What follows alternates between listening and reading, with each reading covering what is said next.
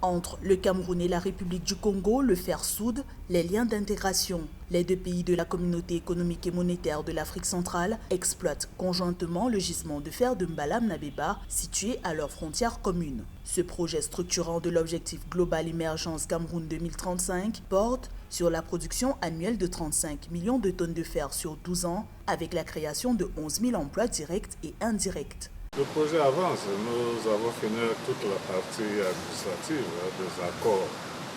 Comme vous le savez, nous avons décidé les deux États de commencer les travaux des infrastructures du côté camerounais parce que c'est plus facile et c'est plus court. Ensuite, nous allons attaquer le développement de la mine et les travaux sont pratiquement en cours.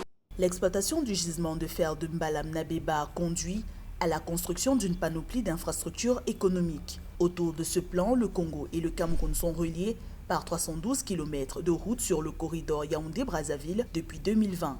Le 2 mars 2023, les deux pays ont signé un accord pour le lancement d'un projet de construction de 510 km de chemin de fer entre la ville portuaire de Kribi au sud du Cameroun et le district de Soanké au nord du Congo pour une valeur de 5 400 milliards de francs CFA.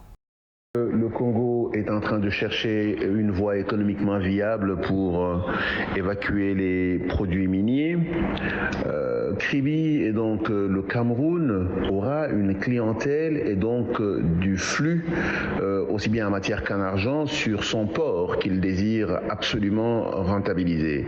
Il est donc dans l'intérêt des deux parties de pouvoir avoir cette voie de communication et cette activité économique qui profite aux deux parties. Les réserves estimées du gisement de Mbalam-Nabeba sont chiffrées à plus de 480 millions de tonnes de minerais. Les caractéristiques du fer de Mbalam-Nabeba en font un produit de qualité supérieure de référence mondiale en la matière, selon des experts. Ce projet minier, lancé en 2012, a connu de nombreux soubresauts auxquels les deux États ont toujours apporté des solutions diplomatiques pilotées par les présidents Paul Biya du Cameroun et Denis Sassou Nguesso du Congo.